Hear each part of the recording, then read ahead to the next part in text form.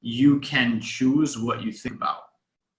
So if you haven't reached a point in your life where you have good control over the thoughts that you allow to entertain in your mind, well, then you're very likely to feel kind of a panic whenever some shit comes up that sucks. You know, whenever you have a topic in your mind that makes you unhappy, be it poker, be it an ex-girlfriend, be it whatever, it's very hard to stop thinking about it.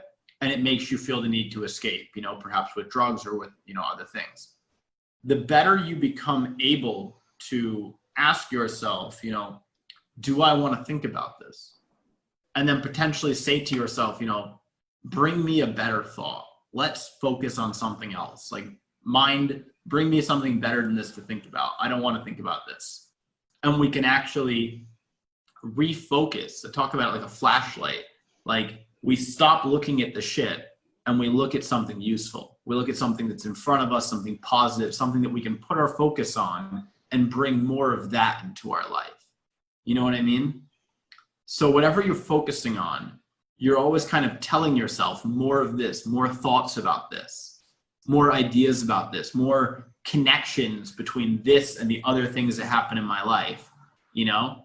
Whereas when you focus on other things, you make other kind of connections in your brain. You think about other things.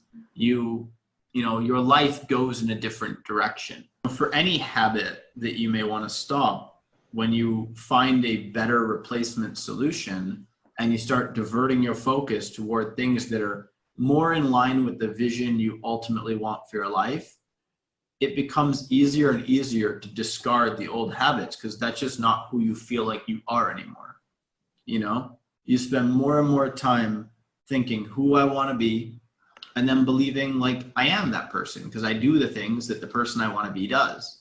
And the more you live in alignment with the vision you have for yourself, and the more you see yourself day in and day out do the things that like the best version of you would do, the more you're going to feel like that's who the fuck you are.